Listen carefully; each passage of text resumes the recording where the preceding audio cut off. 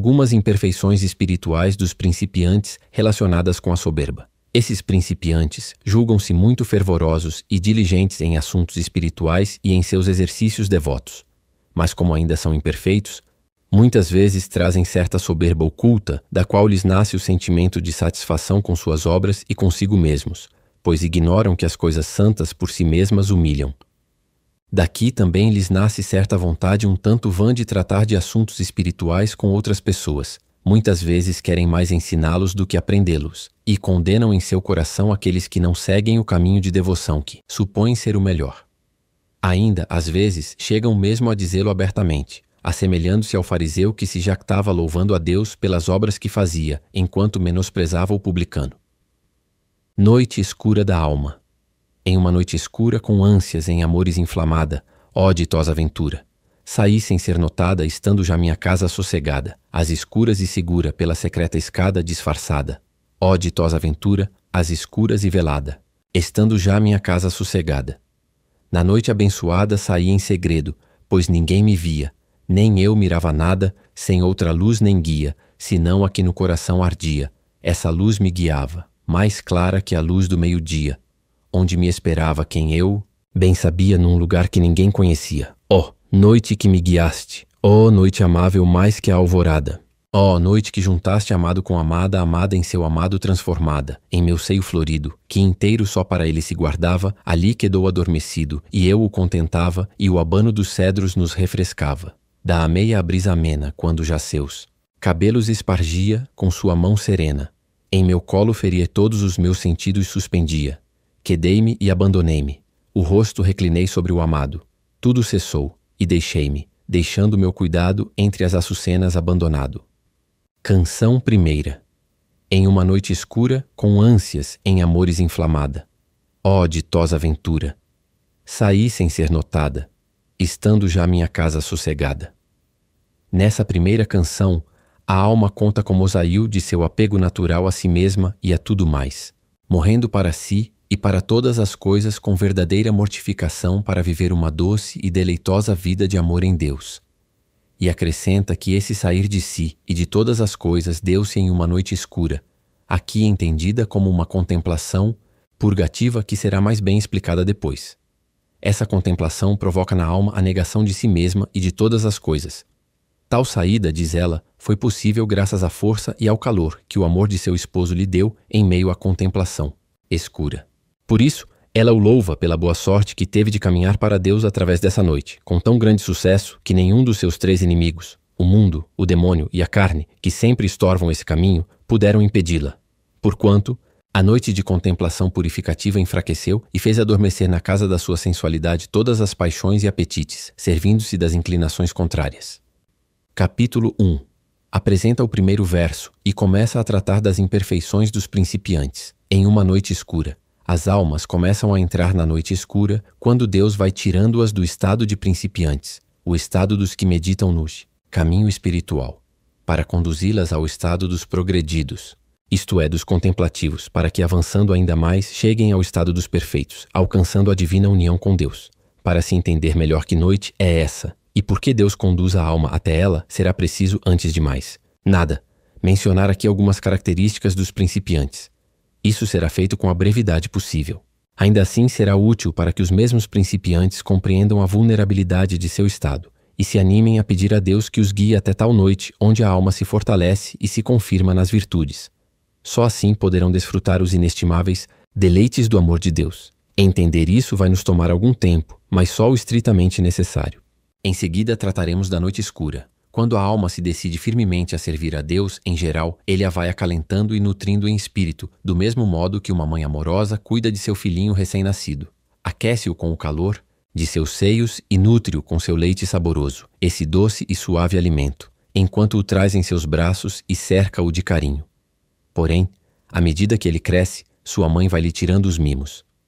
Unta seu terno peito com óleo amargo, desce-o de seus braços e o faz andar com os próprios pés, até que, perdendo os modos de criança, esteja pronto para coisas maiores e mais substanciais. A graça de Deus faz o mesmo com a alma. Tal como uma mãe amorosa, dá-lhe um renovado fervor de servi-lo, e de início faz com que ela encontre Sem nenhum esforço, o doce e saboroso leite espiritual em todas as coisas divinas, com grande satisfação nos exercícios espirituais. Aqui Deus lhe dá seu peito de terno amor como a um recém-nascido. Por isso, o prazer dessa alma é passar longas horas e até noites inteiras em oração. Seus gostos são as penitências, seus contentamentos os jejuns, e suas consolações, acorrer aos sacramentos e aproximar-se das coisas divinas. Tais almas perseveram nessas práticas com grande empenho e obstinação. Entretanto, sob o ponto de vista espiritual, geralmente fazem tudo isso de maneira muito débil e imperfeita. Como são atraídas a essas coisas e a esses exercícios espirituais pelo consolo e deleite que aí encontram, e como ainda não fortaleceram as virtudes em duros combates espirituais, suas práticas espirituais têm muitas faltas e imperfeições. Afinal, cada um age conforme o grau de perfeição que atingiu. E como esses ainda não se fortaleceram nas virtudes, por certo, haverão de proceder fracamente como fracas criancinhas, para que se veja com mais clareza como esses principiantes carecem de virtudes nos exercícios espirituais que fazem com tanta facilidade. Em razão dos gostos que desfrutam, vamos descrever algumas de suas muitas imperfeições, associando-as a cada um dos 7 pecados capitais. Assim poderemos ver claramente como suas obras ainda são pueris. Veremos também quantos proveitos lhes traz a noite escura, da qual em breve falaremos, que limpa e purifica a alma de todas essas imperfeições. Capítulo 2. Algumas imperfeições espirituais dos principiantes relacionadas com a soberba. Esses principiantes julgam-se muito fervorosos e diligentes em assuntos espirituais e em seus exercícios devotos, mas como ainda são imperfeitos, muitas vezes trazem certa soberba oculta, da qual lhes nasce o sentimento de satisfação com suas obras e consigo mesmos, pois ignoram que as coisas santas por si mesmas humilham. Daqui também lhes nasce certa vontade um tanto vã de tratar de assuntos espirituais com outras pessoas. Muitas vezes querem mais ensiná-los do que aprendê-los, e condenam em seu coração aqueles que não seguem o caminho de devoção que supõem ser o melhor. Ainda, às vezes, chegam mesmo a dizê-lo abertamente, assemelhando-se ao fariseu que se jactava louvando a Deus pelas obras que fazia, enquanto menosprezava o publicano. Muitas vezes, o demônio lhes aumenta o fervor e o desejo de fazer tais obras para que vá crescendo neles a soberba e a presunção. O demônio sabe muito bem que todas as obras e virtudes assim praticadas não somente não lhes valem de nada, mas antes convertem-se em vício. Frequentemente, alguns desses chegam a tanto mal que não desejariam que ninguém mais fosse bom, senão eles. E assim, com atitudes e palavras, condenam e maldizem o próximo sempre que têm oportunidade. Reparam o cisco no olho de seu irmão, mas não veem a trave no próprio olho. Coam o mosquito alheio e engolem o próprio camelo. Querem muito ser estimados e louvados. Por isso, quando seus diretores espirituais, confessores e prelados, reprovam o seu temperamento e modo de proceder, julgam-se incompreendidos e pensam que eles não têm espiritualidade, já que censuram e desautorizam a sua conduta. Assim, logo saem à procura de outro diretor espiritual que mais lhes agrade. Geralmente, preferem ser orientados por quem se disponha a estimá-los e elogiá-los, e fogem, como da morte, daqueles que os contrariam e tentam guiá-los no caminho seguro. Às vezes, chegam a tomar-lhes ojeriza. Por presunção, frequentemente se propõem fazer muito, mas fazem pouco. Em geral, gostam que os outros apreciem sua elevada espiritualidade e suas práticas devocionais. Para isso, dão mostras exteriores de comoção espiritual, com suspiros e outros sinais visíveis. E, às vezes, costumam ter alguns arrebatamentos, mais frequentes em público do que em particular, nos quais os ajuda o demônio. E ficam muito satisfeitos de si quando sua alta espiritualidade é reconhecida por todos, coisa que ambicionam intensamente.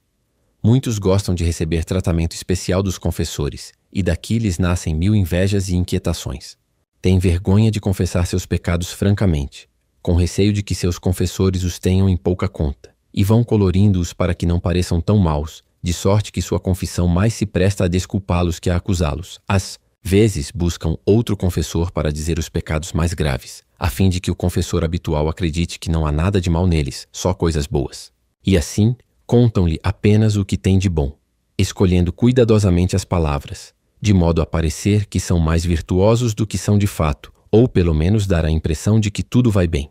No entanto, esses seriam mais humildes, como mostraremos adiante, se apenas acusassem suas culpas, não dizendo nada para conquistar a admiração do confessor ou de quem quer que seja. Há também os que subestimam as próprias faltas ou se entristecem além da conta ao cair nelas, pensando que já deviam ser santos. Esses irritam-se consigo mesmos com impaciência, outra grande imperfeição. E muitas vezes desejam ansiosamente que Deus lhes tire suas faltas e imperfeições, mais para verem-se livres do aborrecimento que elas lhes trazem do que por amor a Ele. Não percebem que se o Senhor as tirasse, poderiam ficar ainda mais soberbos.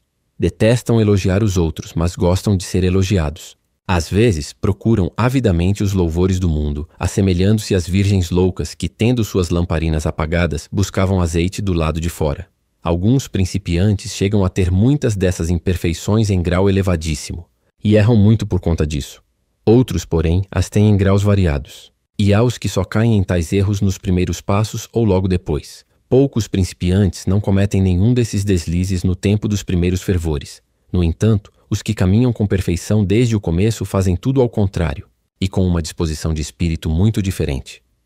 Com humildade progridem e edificam-se muito, não apenas considerando como nada as próprias obras, mas sentindo pouquíssima satisfação de si. A todos os outros consideram muito melhores do que a si mesmos, e costumam sentir uma santa inveja, com vontade de servir a Deus como eles. Quanto mais se afervoram, mais fazem boas obras e tomam gosto delas, e mais entendem que Deus merece ser servido, já que caminham com humildade, e como é pouco tudo, o que fazem por Ele.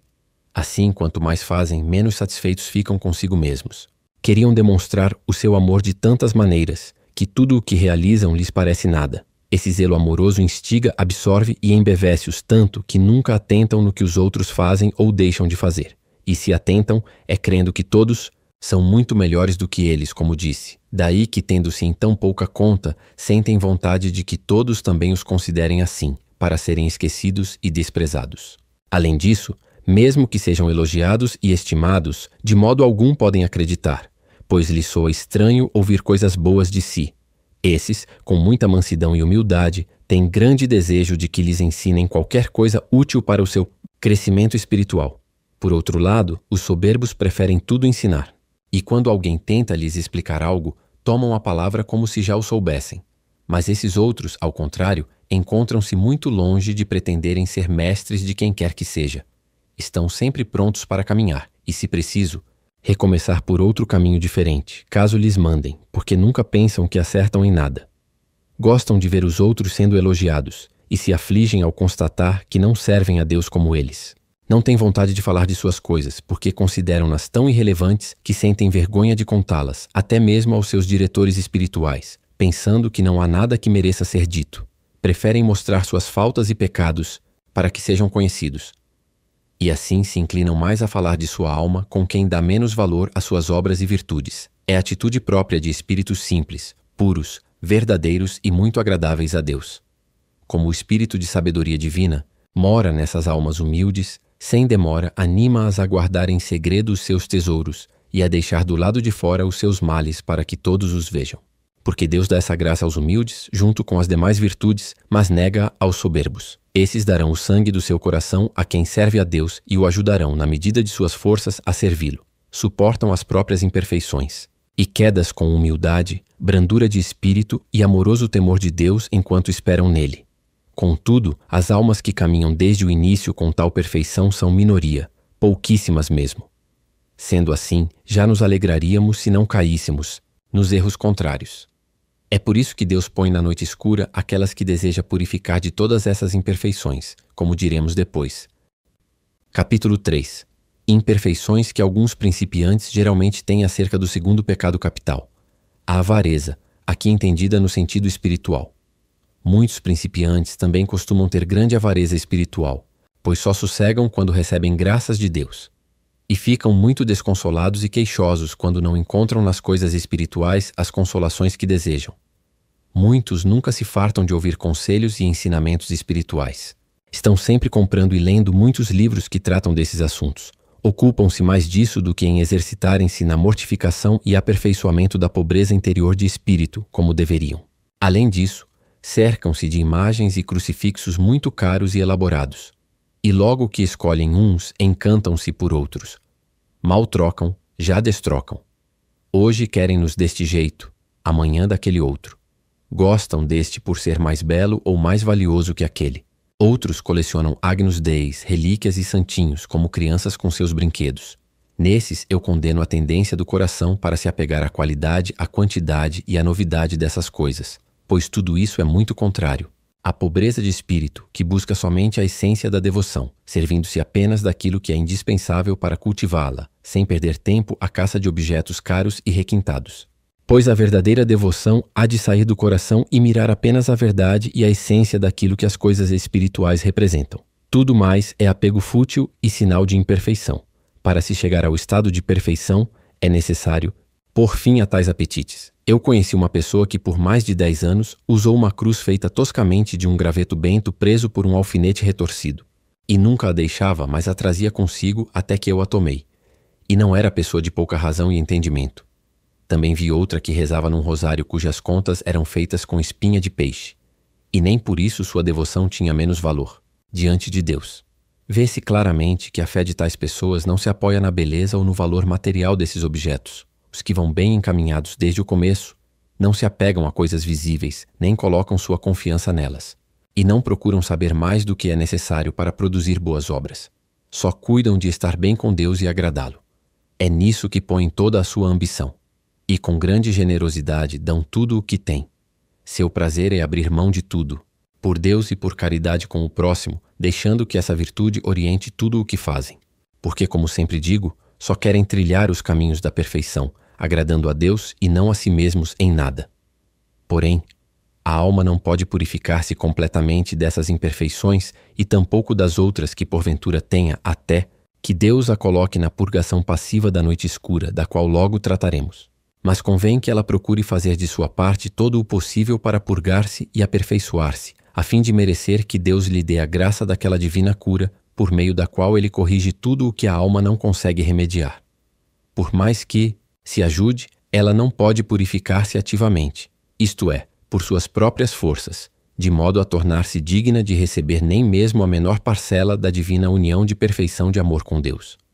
Cabe a Deus tomar a iniciativa de purgá-la, com aquele fogo escuro, como diremos depois. Capítulo 4. Outras imperfeições que os principiantes costumam ter acerca do terceiro vício, o da luxúria, entendida aqui no sentido espiritual. Entre esses principiantes, há muitos que têm outras imperfeições, além daquelas que estou apontando acerca de cada pecado capital. Mas para não me alongar, deixo de mencioná-las. Só vou tratar brevemente de algumas das mais importantes, que são como que origem e causa das outras. Quanto ao vício da luxúria, muitas almas têm variadas imperfeições que poderíamos chamar de luxúria espiritual. Não porque sejam luxúria propriamente, mas porque nascem de coisas espirituais. Não vou tratar aqui de como se cai nesse pecado, já que o meu objetivo é falar das imperfeições que serão purgadas na noite escura. Muitas vezes, sem que se possa evitar, irrompem certos ímpetos sensuais impuros, inclusive durante os exercícios espirituais. Por vezes, até mesmo quando o espírito está em profunda oração ou quando são-lhe ministrados os sacramentos da penitência ou da Eucaristia. Tais ímpetos são involuntários e têm sempre uma destas três causas. A primeira é o deleite, que a nossa natureza humana sente nas coisas espirituais, embora isso aconteça poucas vezes e apenas a pessoas de constituição fraca. Como o espírito e os sentidos experimentam juntos esse contentamento, cada um desfruta à sua maneira a parte que lhe cabe. Enquanto o espírito, que é a parte superior, regozija-se nos gostos de Deus, a sensualidade, a porção inferior, entrega-se ao deleite sensual, porque não é capaz de se regozijar de outro jeito. Assim acontece de a alma estar em oração com Deus, pelo espírito, e ao mesmo tempo, ver seus sentidos serem involuntariamente assaltados por rebeliões e ímpetos sensuais, com grande contrariedade sua. Isso acontece porque as porções superior e inferior constituem, enfim, uma só pessoa, e geralmente uma participa daquilo que a outra recebe. Mas cada qual a seu modo, pois, como diz o filósofo, qualquer líquido depositado num recipiente assume a forma desse mesmo recipiente.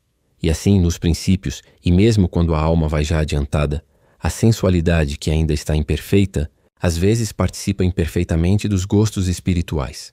Porém, quando a parte sensitiva já está reformada pela purgação da noite escura de que falaremos adiante, não tem mais essas fraquezas, porque recebe o Espírito Divino tão abundantemente que mais parece que é ela recebida nesse mesmo Espírito, e não o contrário. E assim, experimenta tudo ao modo do Espírito por uma maneira admirável, participando unida com Deus. A segunda causa dessas rebeliões é o demônio, que estimula esses ímpetos torpes para inquietar e perturbar a alma enquanto ela busca ou, mesmo quando já está em oração. E faz-lhe grande mal se a alma cede um pouquinho que seja, não só por conta do medo de sucumbir diante de tais ímpetos que a obriga a combatê-los e descuidar-se da oração, que é o que o diabo pretende, mas também porque algumas abandonam de vez a oração, acreditando que os maus pensamentos aumentam durante esse exercício. E de fato isso é verdade, pois o demônio inspira-lhes mais pensamentos impuros durante a oração para forçá-las a abandonar esse exercício espiritual. Mas não só isso, ele chega a se apresentar-lhes coisas muito feias e torpes com grande realismo, às vezes em meio às suas devoções espirituais ou quando estão em companhia de pessoas que edificam suas almas. Faz isso para amedrontá-las e acovardá-las. Quem dá atenção a tais ímpetos acaba sem coragem de olhar para mais nada nem atentar ao que quer que seja, porque logo tropeça de um jeito ou de outro. Os que sofrem de melancolia 10 são, particularmente afligidos, com tamanha intensidade e eficácia que dá pena ver. Geralmente os melancólicos não se livram desses ímpetos até que se curem dessa má disposição de seu temperamento, entrando na noite escura da alma, que a vai purificando completamente. A terceira causa dessas inclinações torpes que assaltam a alma costuma ser o próprio receio que elas já adquiriram de ceder a tais impulsos e pensamentos vis. A cada passo temem que tudo quanto veem, fazem, ou pensam possa lhes despertar a memória dessas más inclinações. E assim padecem esses ímpetos torpes sem culpa. Algumas vezes, quando tais pessoas falam de coisas espirituais, ou mesmo quando praticam suas devoções diante de outros, sentem-se envaidecidas e comportam-se de certa maneira afetada. Isso também nasce da luxúria espiritual, como aqui a entendemos, e às vezes com permissão da vontade. Certos principiantes podem se afeiçoar às pessoas com as quais partilham suas práticas espirituais. Mas muitas vezes, tal sentimento nasce do espírito de luxúria e não do espírito de Deus. Sabe-se que esse sentimento nasce do espírito de luxúria quando não faz aumentar o amor que se tem por Deus, nem o tempo que se passa pensando nele, mas em verdade alimenta o sentimento de culpa. Por outro lado, quando se trata de afeição puramente espiritual, à medida que cresce a afeição por Deus, e quanto mais se pensa naquela pessoa, tanto mais se pensa em Deus e sente-se atraído por ele, pois crescendo uma, cresce outra. Isso é próprio do Espírito de Deus, pois o que é bom aumenta na presença do que é bom, porquanto há semelhança e conformidade. Porém, quando tal amor nasce daquele vício sensual, produz os efeitos contrários. Quanto mais cresce, tanto mais diminui o amor de Deus e a lembrança dele. Se cresce aquele outro amor, logo se verá que o de Deus vai esfriando e sendo esquecido, embora com algum sentimento de culpa. Ao contrário, se cresce o amor de Deus na alma, o outro vai esfriando e sendo esquecido, porque, como são amores contrários, não se ajudam mutuamente. Na verdade, o mais forte ofusca e estorva o outro, e se fortalece em si mesmo, como ensinam os filósofos.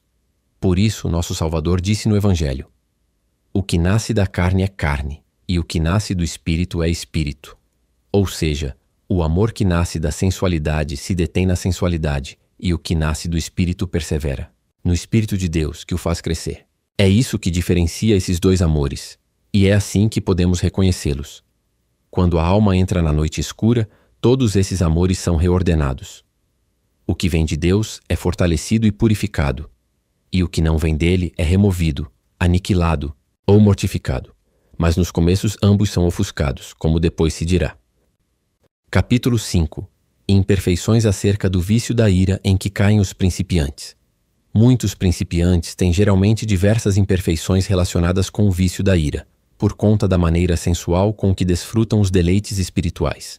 Pois quando acaba o sabor e o gosto que desfrutavam nas coisas espirituais, tornam-se grosseiros, ficam entristecidos, sentem desprazer em seus afazeres, irritam-se muito facilmente por qualquer coisinha e chegam mesmo a se tornar intratáveis.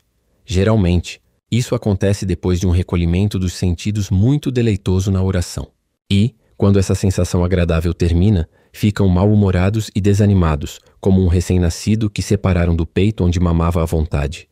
Não há culpa nos que experimentam esses sentimentos, desde que não se deixem dominar pelo desânimo.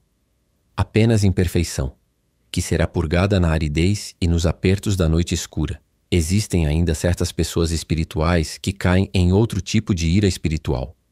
São os que se irritam diante dos vícios alheios com certo zelo exasperado, que todos notam. Às vezes têm ímpetos de censurá-los com rispidez e ocasionalmente chegam mesmo a fazê-lo, como se fossem os donos da virtude. Tudo isso é contra a mansidão espiritual. Há outros que se encolerizam contra si mesmos com impaciência e sem humildade quando se dão conta das próprias imperfeições. Ficam tão impacientes que queriam ser santos da noite para o dia. Há muitos desses que fazem grandes propósitos. Mas como não são humildes nem desconfiam de si mesmos, quanto mais fazem propósitos, mais caem e mais se irritam contra si mesmos. Não têm paciência para esperar até que Deus lhes dê forças para realizá-los quando Ele quiser. Isso também vai contra a mansidão espiritual e só será totalmente corrigido pela purgação da noite escura. Por outro lado, alguns são tão lentos no esforço de progredir que Deus não quisera ver neles tamanha despreocupação. Capítulo 6. Imperfeições relacionadas com a gula espiritual. Sobre o quarto vício, a gula espiritual, há muito a dizer. Poucos principiantes, por mais que se esforcem, não caem pelo menos numa das muitas imperfeições que lhes nascem desse vício, devido aos deleites que usufruem nos começos desses exercícios espirituais. Muitos, embevecidos pelas sensações prazerosas que experimentam, buscam mais os deleites do espírito que a pureza e a verdadeira devoção, que é o que Deus almeja e aceita em todo o caminho espiritual. Mas além de querer esses deleites, a gula dos principiantes ainda os leva a cometer outro erro. É que eles metem os pés pelas mãos, desviando-se do caminho em que as virtudes são adquiridas e se fortalecem. Atraídos pelos gostos nos quais se regalam, alguns se matam de tanto fazer penitências. Outros se debilitam em jejuns, fazendo mais do que sua fraca constituição física lhes permite, sem que tenham recebido ordem nem conselho de seus diretores espirituais. Ao contrário, procuram esquivar-se daqueles a quem devem obediência nesses assuntos. Há ainda quem se atreva a fazê-los mesmo quando lhe proíbem. Esses são imperfeitíssimos, gente sem razão que adia a submissão e a obediência, as quais denotam sensatez e constituem penitência da razão, aceita por Deus como sacrifício mais agradável que qualquer penitência corporal. Pois esta, sem penitência espiritual, é imperfeitíssima, visto que tais almas deixam-se levar apenas pela fome de prazer que aí encontram. Uma vez que todo extremo é vicioso, assim procedendo, esses principiantes vão adquirindo mais vícios que virtudes, já que buscam acima de tudo fazer a própria vontade. Não seguem o caminho da obediência, e desse modo o menor mal que lhes sobrevém é o aumento da gula espiritual e da soberba. O demônio tanto engana a muitos desses, atiçando-lhes o apetite e a gula por contentamentos, que lhes acrescenta outros males. Se não têm permissão para fazer mais penitências, tomam a liberdade de modificar, ampliar ou trocar por outras aquelas que lhes mandam fazer, porque toda obediência lhes é penosa e desagradável. Alguns chegam a tanto mal que, se lhes mandam fazer seus exercícios preferidos, perdem a vontade e o gosto de fazê-los, porque seu desejo e seu deleite é fazer apenas a própria vontade. Nesse caso, melhor seria se não fizessem nada. Vocês poderão ver muitos desses importunando seus diretores espirituais para que lhes concedam o que querem, e com muita insistência conseguem-no. Se não, ficam tristes e mal-humorados como crianças mimadas. Pensam que não servem a Deus quando não lhes deixam fazer o que querem. Como estão apegados aos próprios gostos e vontades, que consideram como o seu Deus, tão logo lhes proíbem e tentam guiá-los no caminho desejado por Deus, entristecem-se, fraquejam e faltam ao dever. Pensam que deleitar-se e estar satisfeitos é servir e agradar a Deus. Há também outros que, por conta dessa gula, sabem tão pouco sobre a própria baixeza e miséria e afastam-se tanto do amoroso temor e respeito devido à grandeza de Deus que não hesitam em insistir muito com seus confessores para que lhes deixem confessar e comungar muitas vezes. O pior é que frequentemente se atrevem a comungar sem consentimento e orientação do ministro e dispensador dos sacramentos de Cristo, mas guiados somente pela própria opinião. E ainda procuram lhe ocultar a verdade. Para seguir comungando, fazem suas confissões como bem entendem, mais interessados em comer do que em comer limpa e perfeitamente. Contudo, seria mais prudente e santo se tivessem a inclinação contrária e rogassem a seus confessores que não lhes mandassem comungar. Tão a miúde, se bem que entre esses dois extremos, melhor seria obedecer com humildade. Tais atrevimentos desmedidos são imenso mal, e os que caem em tamanha temeridade podem esperar o merecido castigo. Quando comungam, essas pessoas cuidam apenas de procurar alguma sensação prazerosa. Empenham-se mais nisso do que em reverenciar e louvar a Deus com humildade. De tal maneira se apegam a esse costume que, quando não experimentam nenhum gosto ou sensação física, pensam que não fizeram nada. Contudo, assim julgam muito baixamente as coisas de Deus. Não entendem que o menor dos proveitos que o Santíssimo Sacramento nos traz é o que toca aos sentidos. Maior é o bem invisível da graça que nos dá. Em geral, Deus nos tira esses e outros gostos e sabores sensíveis para nos ensinar a vê-lo com os olhos da fé. Mas esses principiantes querem sentir a Deus e gozá-lo como se ele fosse compreensível e acessível aos sentidos. E não só na comunhão, mas também nos demais exercícios espirituais. Tudo isso é grandíssima imperfeição e muito contrário à majestade de Deus, que nos pede uma fé puríssima. Tais pessoas repetem o mesmo erro quando rezam, pensando que todo o negócio está em desfrutar algum deleite sensível.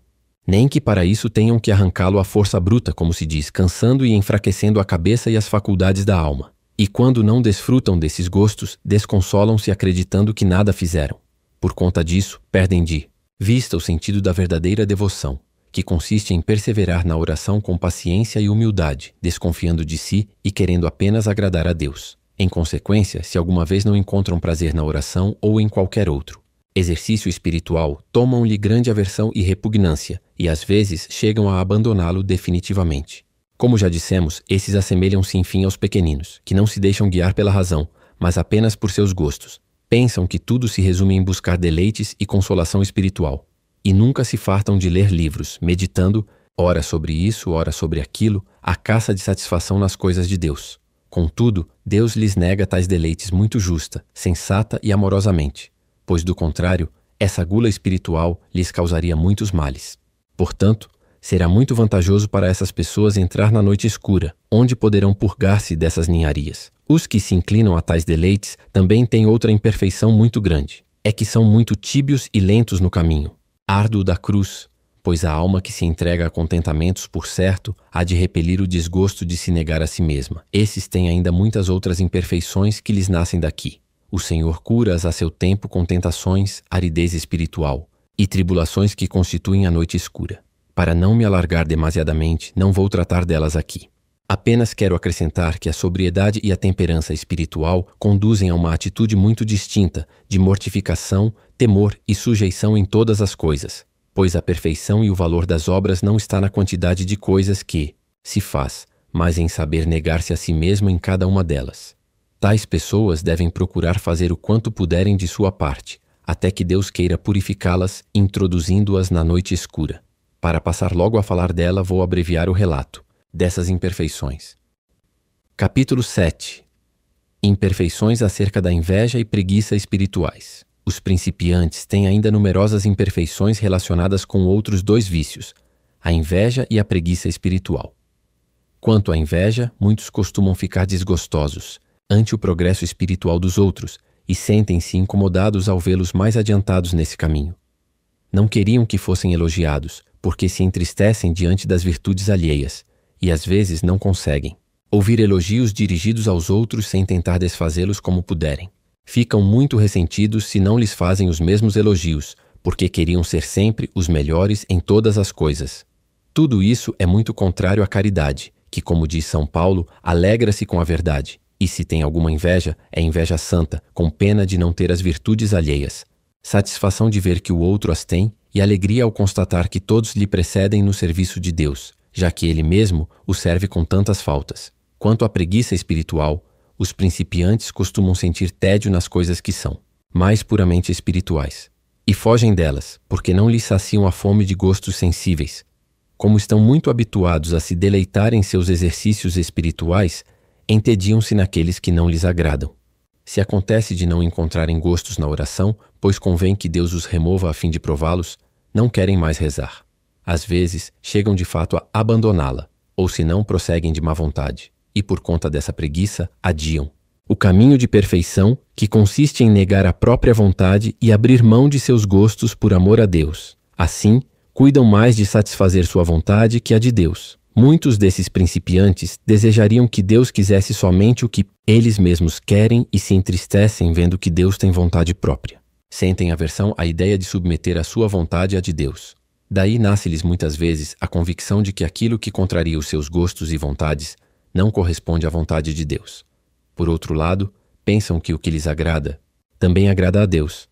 Desse modo, medem a vontade de Deus a partir da sua, e não a sua a partir da de Deus, invertendo o que ele mesmo ensinou no Evangelho quando disse que quem renunciar à própria vontade por ele, ganhá-la-á, e quem quiser conservá-la, perdê-la-á.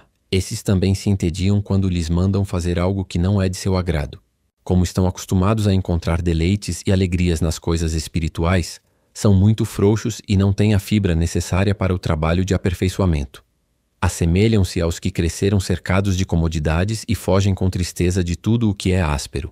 Escandalizam-se diante da cruz, onde estão os deleites do espírito, e sentem mais tédio nas coisas espirituais à medida que elas são mais puramente espirituais. Como pretendem caminhar com toda a liberdade, guiados apenas pelos caprichos da iricêdise e própria vontade, sentem grande tristeza e repugnância ante a ideia de entrar pelo caminho estreito da vida que Cristo anunciou. Basta ter referido aqui essas imperfeições, dentre muitas outras em que caem os principiantes neste primeiro estado, para que se veja como eles necessitam ser conduzidos por Deus ao estado de progredidos. O Senhor faz isso introduzindo-os na noite escura que vamos descrever agora. Aí, desmamando-os dos peitos de seus deleites e vontades, Deus os põe em intensa aridez e trevas interiores, que lhes remove todas essas imperfeições e ninharias, e ainda faz com que ganhem virtudes por caminhos muito diferentes daqueles por onde costumavam andar. Por mais que se empenhe, o principiante nunca chega a mortificar inteiramente seu modo de proceder e suas paixões. É Deus quem faz isso por meio da purificação da noite escura. Para que eu possa falar algo proveitoso sobre este assunto, queira Deus dar-me sua divina luz, indispensável em noite tão escura e em matéria tão difícil.